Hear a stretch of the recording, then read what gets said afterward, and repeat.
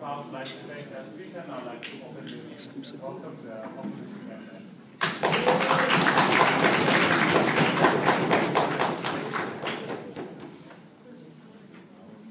No, Gunyai, I might not know much about drinking, but I know quite a bit about poor government benches, and that's what we're seeing today. Because of the fact that government assumes that the only way to find some sort of benefit in drinking to people when there is drinking in tournaments is by drinking, we say that because there was no mechanistical analysis, there's a specific problem there.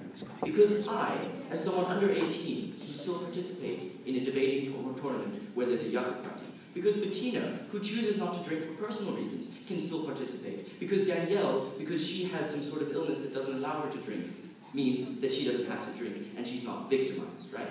What that specifically means is all of side opposition or government's case is already nullified, because they told us that inherently by drinking or not drinking, you are victimized, right? And never in my life did I think that in CO, I would still have to contest the burdens and the sort of definitions that happen specifically within government, specifically in the finals of a university tournament. So, as closing opposition, we're going to bring you 2 points of extension. We're going to be looking specifically at the nature of debating tournaments and how they specifically allow for a certain amount of inclusion and why that's important. And then second of all, we're going to extend on the nature of debaters and how side government's policy isn't going to work. But before that, I need to deal with a few points of rebuttal, right? So first of all, what we hear from side opening government is that we don't want to put pressure on people to drink. And then they give us some very messed up logic that says, as soon as you remove the fact that people have yucca parties, you no longer have to drink, right?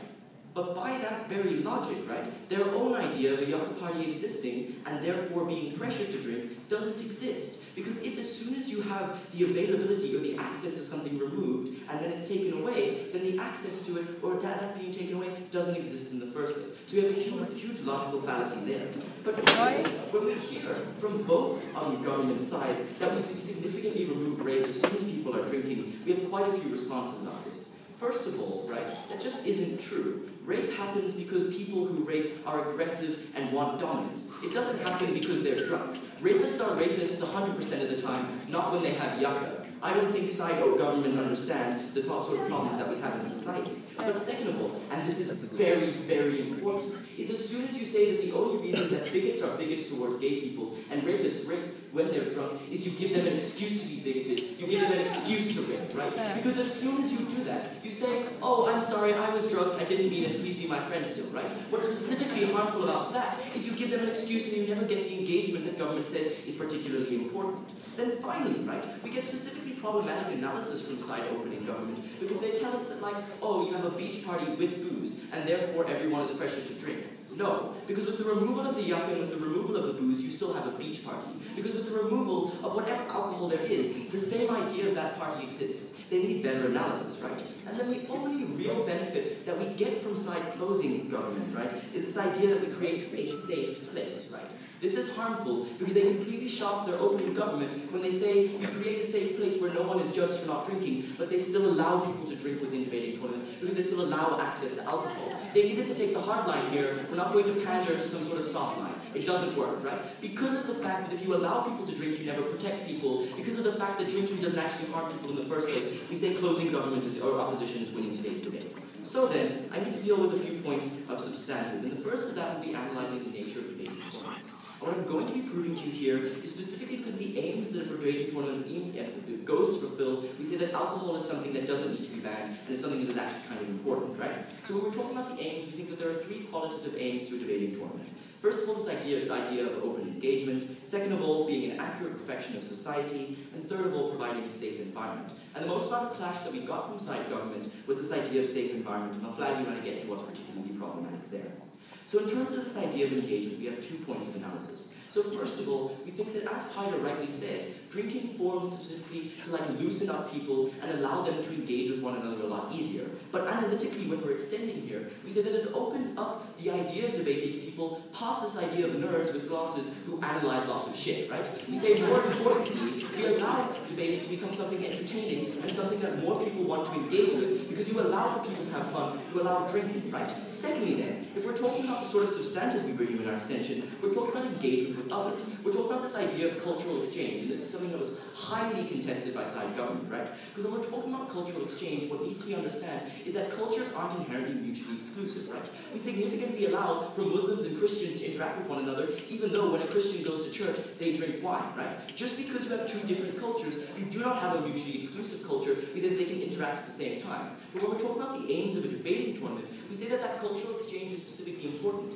This came from the characterization of worlds, right? Because if we're talking about that, you don't only want to debate, you want to engage with Singaporean debaters, Canadian debaters, Asian debaters, right? What's specifically important there is you don't get that sort of engagement if you don't allow for the full expression of the culture that comes from each of those countries. And if a large amount of that culture is drinking within South African circuit, then we say that you don't get an engagement without it. I'll take the POI from any of you.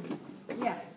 So, when we show you that drinking doesn't just loosen people up, but it gets them to act in ways that they would otherwise have been able to restrain so that there are active harms, why is it that we cannot have fun at a party without drinking? We can share each other's cultural food and dress and stuff without alcohol to increase the risks. Yeah, okay, cool, right. So when we're talking about this idea of loosening up and possibly being raped, we don't think it's the responsibility of the drunk woman to stop herself from being raped. It's the responsibility of the man who's possibly going to rape her to never rape in the first place. They cannot blame alcohol as something that is going to cause this. That cannot be their only benefit. But if we're talking about the sort of engagement that we get, we're talking about the reflection of a social platform, we're talking specifically about liberty and recognizing people's responsibility. We say debating is supposed to be allowed to represent society in a way that is accurate, and we say if that means respecting people's ability to drink, that's specifically important. But the problem here is that governments say that we're doing both. We're not allowing you to drink, but we are allowing you to drink. When we're talking about efficacy there, we need to understand that they should have taken the hard line.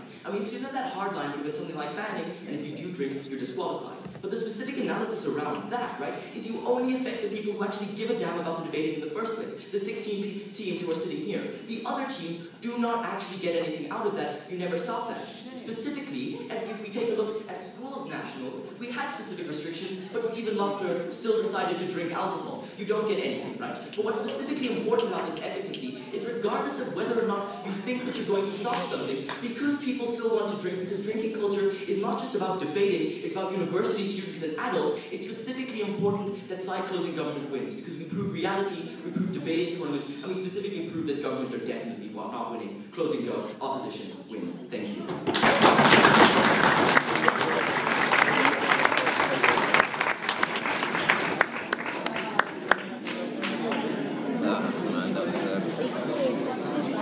What do you think?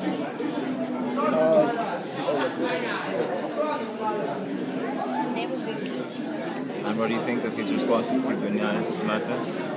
What do you think of his responses to Bunya's extension? No, he didn't. Do you buy his thing? Yeah, he didn't. But like in terms of his POI